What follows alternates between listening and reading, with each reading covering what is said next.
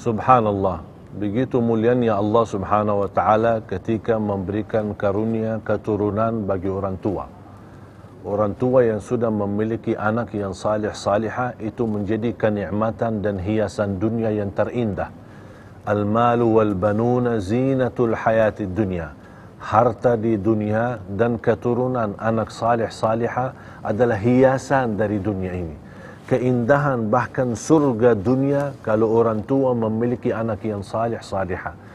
Anak yang salih salihah doanya makbul ketika dia mendoakan orang tua. Bahkan anak yang salih salihah termasuk amalan atau doa mereka yang tidak akan terputus pahalanya untuk orang tuanya walaupun orang tuanya sudah meninggal dunia. Bayangkan jamaah sekalian kemuliaan anak salih salihah. Ketika orang tuanya meninggal dunia, sudah tertutup buku amalnya. Tertutup buku amal ibadahnya. Sudah tidak bisa isi lagi dengan ibadah. Tidak bisa isi lagi dengan kebaikan. Tapi ada satu, masih mampu mengisi kebaikan dan karunia pahala untuk orang tuanya. Adalah anak yang salih dan salihah. Anak yang salih salihah bisa kirim doa. Anak yang salih salihah ketika bersedekah pahalanya bisa sampai ke orang tua. Anak yang salih salihah menghafal Al-Quran, pahala bacaannya dan hafalannya sampai ke orang tua. Begitu luar biasa mulianya orang tua yang memiliki anak salih salihah. Bahagialah anak yang salih salihah yang berguna selalu kepada orang tuanya di masa mereka hidup maupun yang sudah mereka meninggal dunia. Karena anak yang salih salihah tidak akan henti dan tidak akan terputus kebaikannya bagi orang tuanya walaupun orang tuanya sudah meninggal dunia.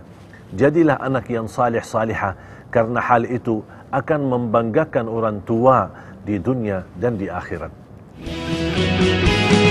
Ya Habibi, ya Rasulullah, Habibi, ya Nabi Allah, Habibi, ya Rasulullah, Habibi, ya Nabi Allah.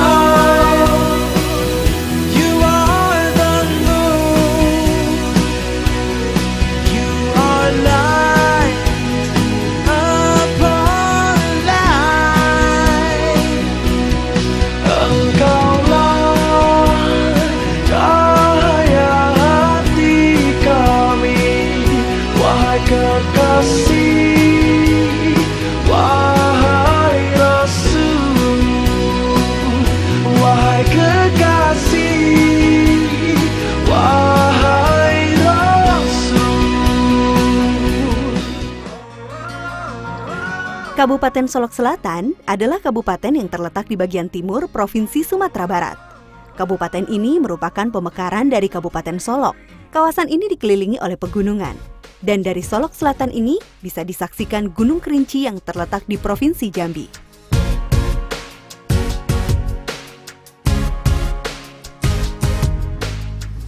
Assalamualaikum, my name is Raif and this is season 3 of Journey of a Backpacker. This season, I'm traveling across the beautiful island of Sumatra, learning from the history and the culture and experiencing the story of Islam here in Indonesia.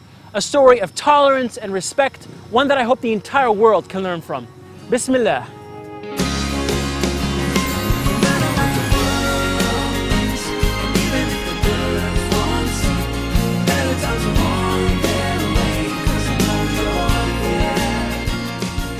Solok Selatan dikenal dengan kawasan Nagari Seribu Rumah Gadang karena di sini masih terdapat banyak rumah gadang yang telah berumur ratusan tahun dan masih ditinggali hingga kini.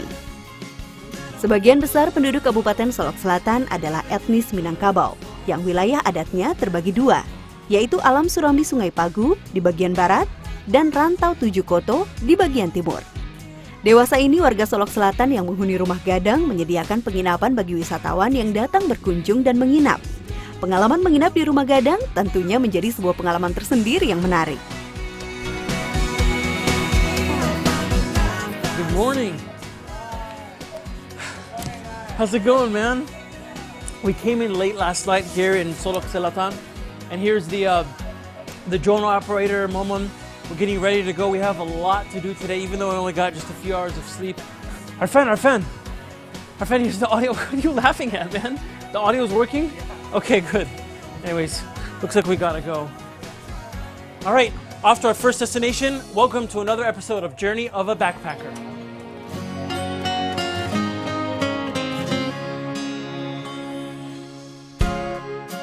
Menara menjadi sebuah nama surau atau langgar di Jorong Lubuk Jaya, Nagari Koto Baru, Kecamatan Sungai Pagu, Solok Selatan, Sumatera Barat. Surau yang berada sekitar 150 meter dari Jalan Raya Muara Labu, Padang Aro. Nama menara diambil karena letak surau berada di daerah yang lebih tinggi dari daerah sekitarnya, sehingga masyarakat setempat memberi nama Surau Menara. So I stopped into this mosque right here named Surau Menara, which is a small masjid with a menara. And I'm here with my dear brother. Assalamu alaikum. Waalaikumsalam. Saya Raif. I'm Muslim. MashaAllah. MashaAllah. So nice to meet you.